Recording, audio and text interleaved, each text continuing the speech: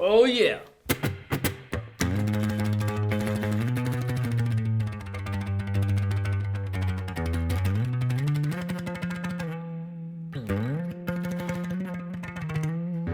Ladies and gentlemen, Michael Palmisano here. Feeling a little silly. Went to Smashing Pumpkins last night.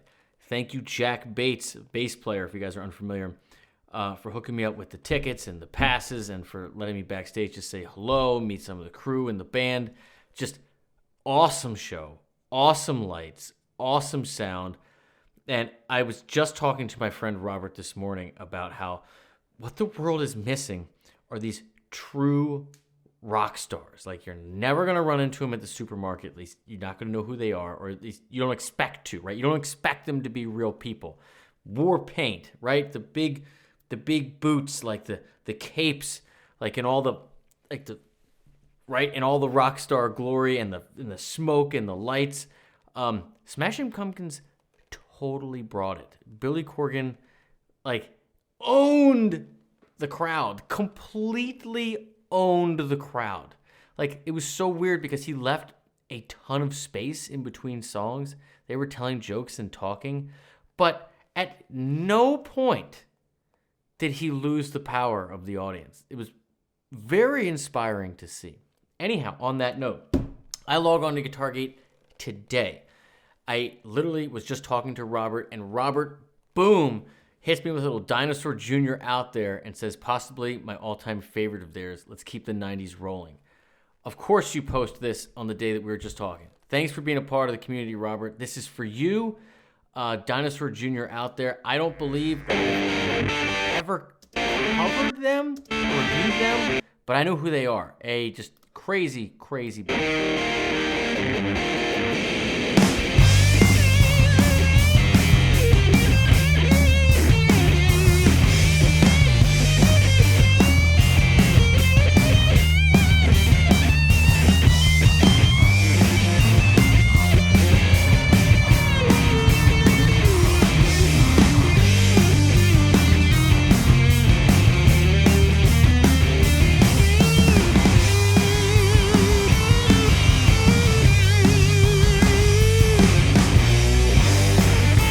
Love that. Okay, so what a crazy guitar sound. It's got some wild filter on it. I don't know the names of these things. Someone will tell us in the comments. But just like compressed and squeezed and just a weird sound, especially for a power trio. It's just wild and all over the place. Your basic bass line, okay, is you got G to F to E flat, okay? So my gut feeling is this would be G minor, F minor, E flat major. So like 3, 2, 1. It could be 6, 5, 4. We'll gotta go through and tighten it up. We'll see.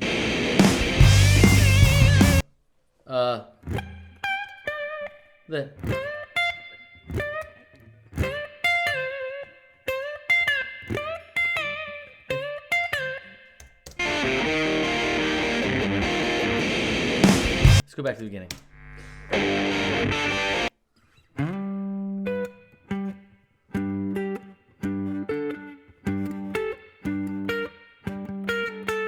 Right? So all I'm doing here is I'm figuring the bass out first, and then I'm trying to pick out any notes that I can tell me that can give me a hint of what key we're in and what likely notes there are in this key, and then I'm using that educated guess to assume what the next chord tones are. So we got this G minor because you got this clearly flat 3 9 root. Okay, so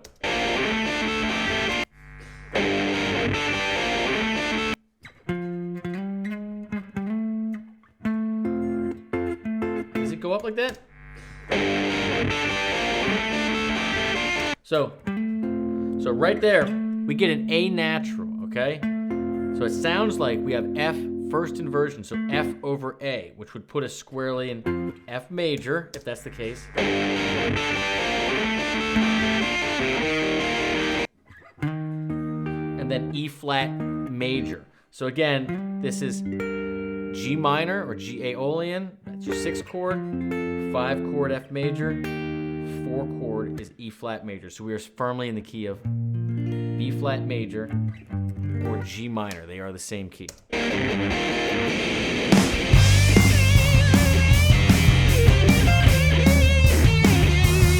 What a cool note to start on. Right? It ends on that 4. Right? This is root, flat 3, 4, and this is flat 7. But ending on the 4, it gives that suspended vibe. It's hooky.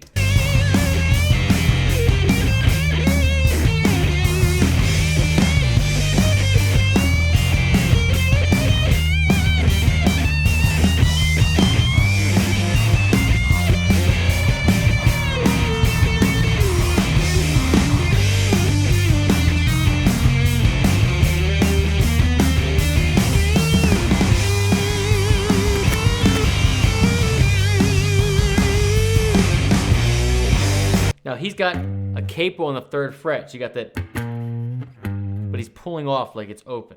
Okay, so minor 3rd to G. Now all that soloing just sounded like G minor, broad strokes.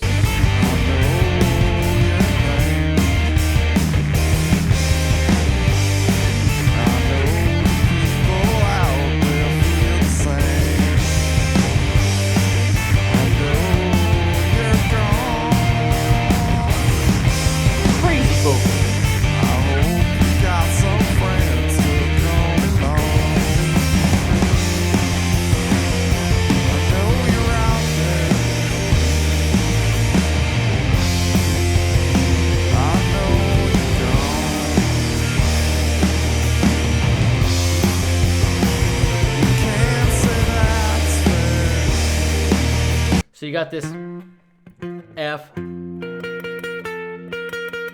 sus, so 4 to the major 3rd, and then down to E flat, and the bass kind of goes this, kind of that root 5th kind of movement.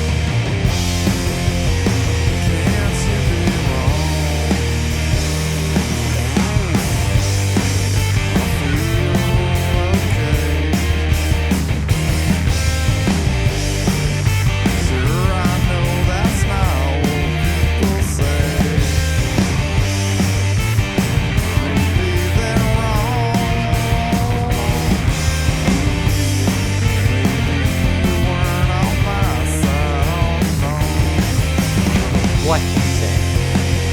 I know you're out there. I know you're gone.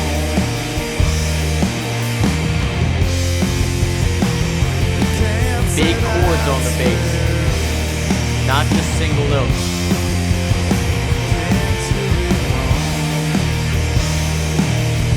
Rickenbacker sounds awesome.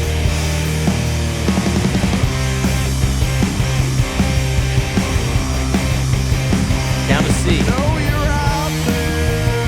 I know the place. It's not a waste. You and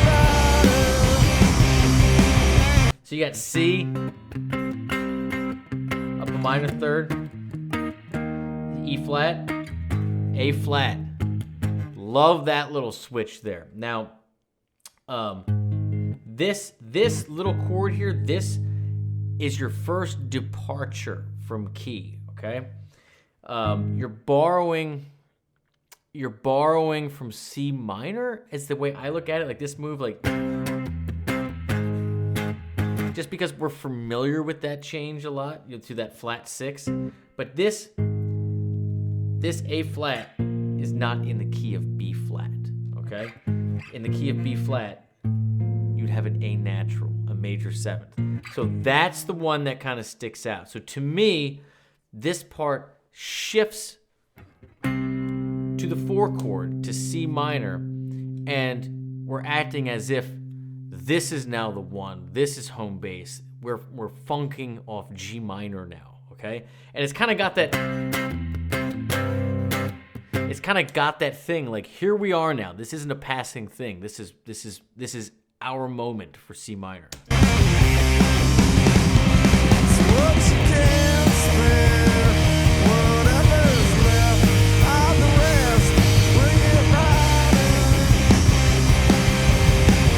Huge bass sound.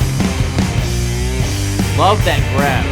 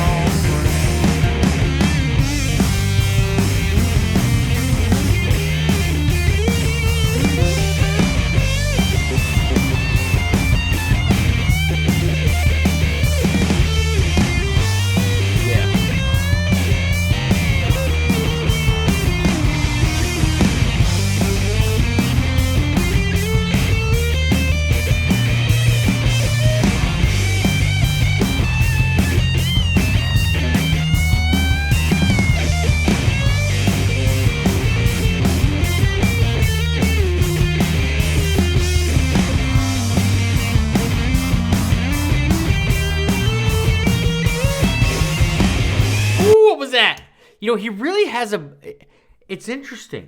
It's like his vocals, like it's deceptively, like it sounds deceptively rough, but it's extremely melodic too. So it's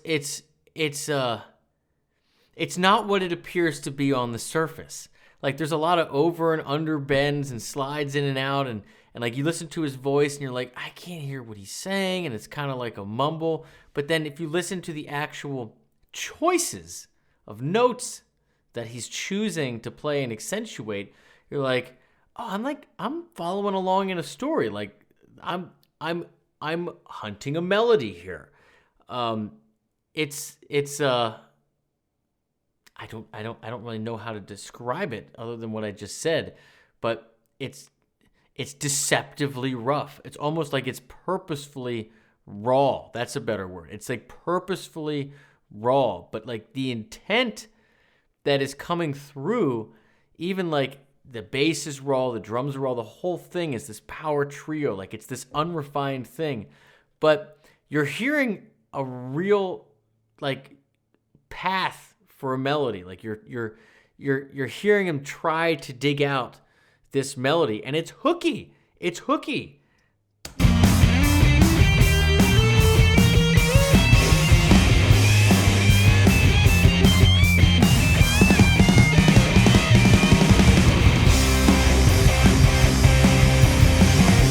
It's that C again.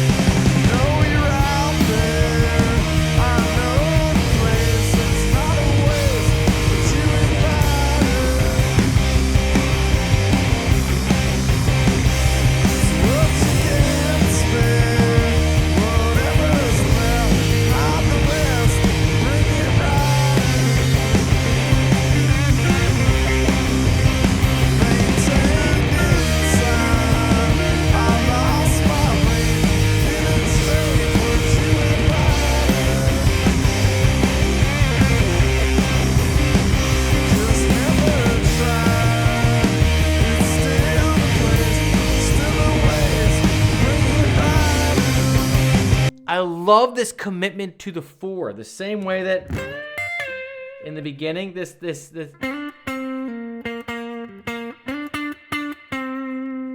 landing on the four, okay? But our key center is G, okay? But landing on that C, it leaves you with that suspended feeling. You're suspending the third. That's what a sus chord is. You're suspending the third. So that,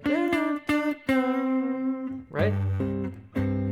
It's such a cool thing that I used to get in trouble for all the time at GIT. Dan Gilbert, you'll remember, he used to be like, Michael, don't land on the four. There's no four in the chord. There's no four in the chord. Don't land on the four, right?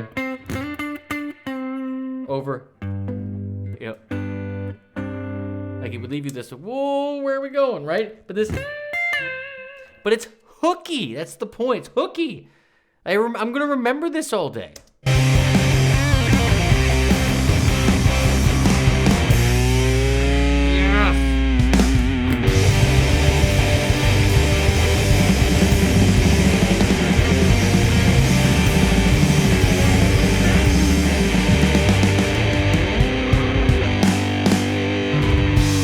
That sound. Listen to this chord sound at the end.